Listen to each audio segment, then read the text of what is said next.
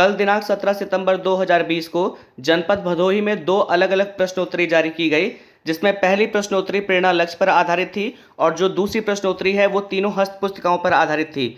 तो इन दोनों प्रश्नोत्तरी में जो प्रश्न शामिल थे और उनके जो संभावित उत्तर हो सकते हैं, हम उसे आपके साथ में शेयर कर रहे हैं। प्रेरणा लक्ष्य पर आधारित पहली प्रश्नोत्तरी का जो पहला प्रश्न है वो ये है कि कक्षा 4 के लिए भाषा का लक्ष्य है।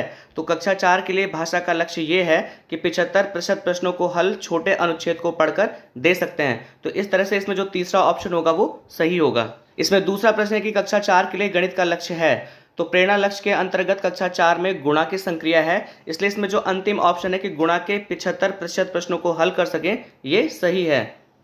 इसमें जो तीसरा प्रश्न है वो ये है कि कक्षा 2 के लिए भाषा का लक्ष्य है।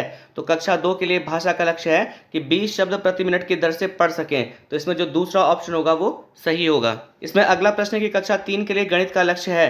तो कक्षा 3 के लिए गणित का लक्ष्य है कि हासिल वाले जोड़ व घटाव के प्रश्न का 75% हल कर सकें। तो इसमें जो दूसरा ऑप्शन होगा वो सही होगा। इसमें जो अगला प्रश्न है वो ये है कि कक्षा 3 के लिए भाषा का लक्ष्य है। तो कक्षा 3 के लिए जो भाषा का लक्ष्य है वो ये है कि 30 शब्द प्रति मिनट की दर से पढ़ सकें, इसलिए जो पहला ऑप्शन होगा वो सही होगा।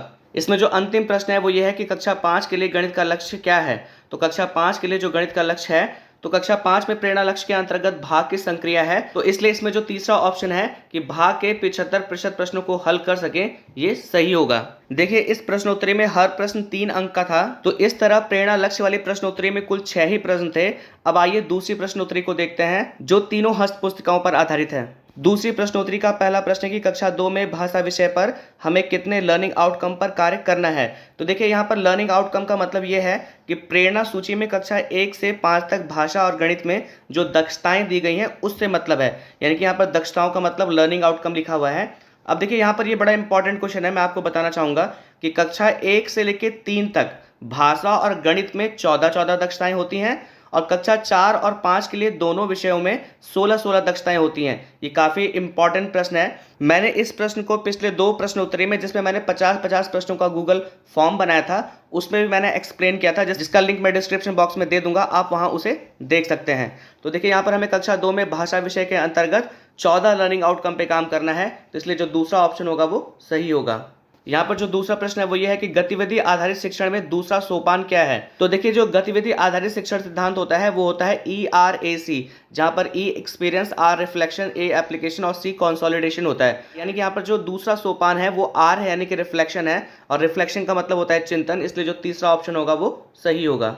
इसमें जो अगला प्रश्न है वो यह है कि ELPS प्रक्रिया में E से क्या तात्पर्य है। तो ELPS गणित विषय का गतिविधि आधारित शिक्षण सिद्धांत है। तो यहाँ पर E for experience, L for language, P for picture and S for symbol होता है। तो यहाँ पर जो E का मतलब है वो है एक्सपीरियंस विद सॉलिड्स, तो इसमें जो पहला ऑप्शन होगा वो सही होगा। इसमें जो अगला प्रश्न है वो है कि कक्षा 3 के लिए भाषा का लक्ष्य है। तो इसमें कक्षा 3 का जो भाषा का लक्ष्य है वो ये है कि 30 शब्द प्रति मिनट के प्रवाह से किसी अनुच्छेद को पढ़ लेते हैं। तो इसमें जो तीसरा ऑप्शन होगा वो सही होगा। इसमें जो अगला प्रश्न है वो ये है कि ध्यानाकर्षण में कुल कितनी शिक्षण तकनीकियां बताई गई हैं। तो ध्यानाकर्षण में कुल 18 शिक्षण तकनीकियां बताई गई हैं, इसलिए जो अंतिम ऑप्शन होगा वो सही होगा। और ये काफ़ी इंपॉर्टेंट प्रश्न भी है। कभी कभी इसमें यह भी पूछा जाता है कि इसमें चौथी, 5वीं, 7वीं, 8वीं, 10वीं, 12वीं जो शिक्षण तकनीकी है वो कौन सी है। तो आप लोग इस सारी शिक्षण तकनीकियों को याद कर लीजिए। इसमें जो अगला प्रश्न है वो ये है कि आधारशिला शिविर का आयोजन कब किया जाएगा। तो देखिए, ध्यानाकर्षण शिविर की बात करें या आधारशिला शिविर की बात करें, ये 50 कार्य दिवस का शिविर होता है, जो 50 कार्य दिवस में पूरे समय तक चलता है। लेकिन अभी प्रारंभ में प्रथम कालांश के 40 मिनट के लिए इसका आयोजन किया जाएगा। तो इसमें जो तीसरा ऑप्शन है कि प्रथम कालांश, ये सही होगा। इसमें जो अगला प्रश्न है वो ये है कि ध्यानाकर्षण शिविर आयोजित किया जाएगा।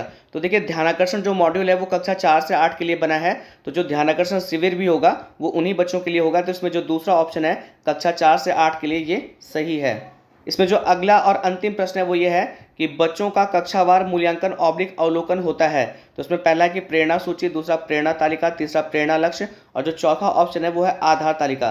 तो देखिए, प्रेरणा सूची में तो दक्षताएं दी जाती है भाषा और गणित के अंतर्गत हर कक्षाओं की, और जो प्रेरणा तालिका होती है उसमें बच्चों के दक्षता के अकॉर्डिंग मूल्यांकन होता है। तो इसमें जो दूसरा ऑप्शन होगा वो सही होगा। तो मैं आशा करता हूं कि इस वीडियो के माध्यम से इस प्रश्नोत्तरी के जो प्रश्नों के संभावित उत्तर हो सकते थे जो आपके साथ में साझा किए गए वो आपको अच्छे लगे होंगे। अगर आप इनकी प्रैक्टिस करते हैं तो आगामी आने वाली परीक्षाओं में ये काफ़ी आपकी मदद भी करेंगे। अगर आपको ये वीडियो पसंद आया तो आपसे निवेदन है कि इस वीडियो को लाइक शेयर कमेंट जरूर करें, चैनल को सब्सक्राइब करें ताकि विभाग से संबंधित जो और भी सूचनाएं हैं वो आपको समय से मिलती रहें।